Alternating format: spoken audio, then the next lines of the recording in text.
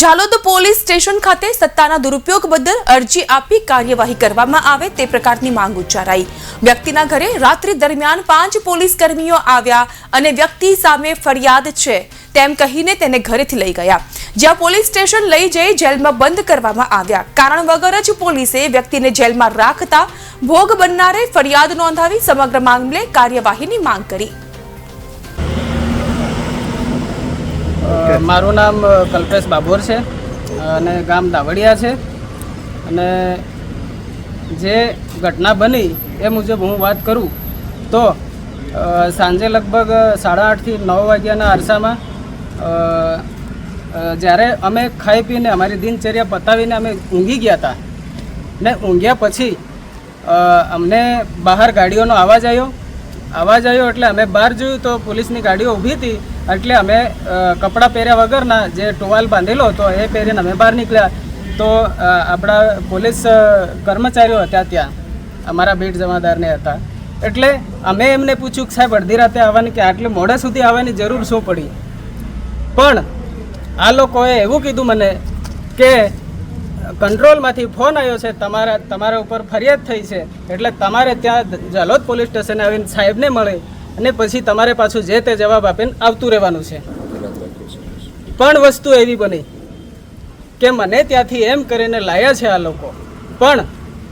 મને સાહેબને મળવા દીધો નથી અને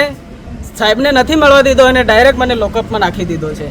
અને પછી લોકઅપમાં નાખ્યા પછી આ લોકો ક્યાં ગયા એની કોઈ ખબર નહીં। આખી રાત હું લોકઅપમાં ટાઢે મર્યો અને આખી રાત હું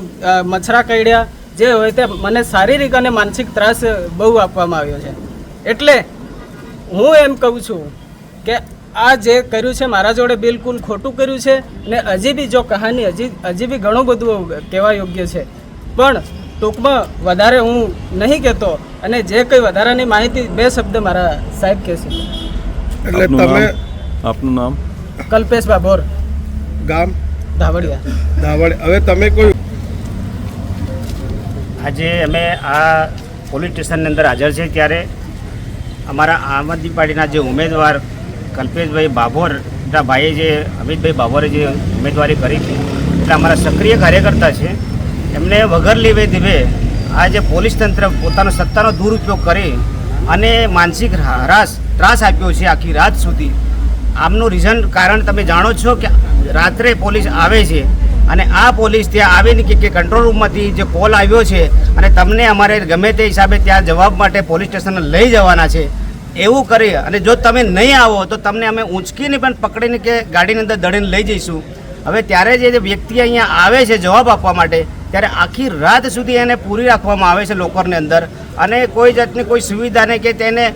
ત્રાસ આપ્યા પછી સવારમાં 8 વાગ્યે એને અમે જ્યારે આવીએ છીએ ત્યારે આમની પાસે રજૂઆત કરીએ કે સાહેબ ભૂલ વગર કોઈ કારણ વગર તમે અમને લાવીને આખી રાત સુધી પૂરી રાખ્યા છે, તો સાહેબ કારણ તો અમને કહો। ત્યારે એમ કે છે કંટ્રોલ રૂમમાં આ જે તે વ્યક્તિએ કોલ કર્યો હતો ત્યારે વ્યક્તિને અમે કહ્યા કોણ વ્યક્તિ છે કે જે તે વ્યક્તિ છે અહીંયા સ્થળ પર નથી, એ ગાંધીનગર બોલે છે અને આ જ વ્યક્તિની ખરાઈ કર્યા વગર સીધા આખી રાત સુધી પૂરી રાખી અને સવારમાં એમ કહે છે કે અમારાથી ભૂલ થઈ ગઈ, માફ કરજો। અને અમે એ જે વ્યક્તિઓ જે પણ પોલીસ કર્મીઓ લાવ્યા છે એમને સાહેબને પણ જાણ કરી નથી, એટલે અમે એ વખતે ન્યાય માંગીએ છીએ કે આ જે પણ કર્મચારીઓ લાવ્યા છે આ કર્મચારીઓને ગમે તે પોલીસ તંત્ર ઉપલા જે અધિકારીઓ દ્વારા એક્શન લેવામાં આવે, કારણ કે અમારા જેવા જે વ્યક્તિ જે પ્રતિનિધિ વ્યક્તિઓને જો આવી રીતે કરે અને જો આવી રીતે ત્રાસ આપશે તો આમ જનતાનું શું? એટલે આમ જનતા માટે અમે આ લડાઈ અમે જે વહીવટતંત્રને કહેવા માંગીએ છીએ કે અમને ન્યાય મળવો જોઈએ।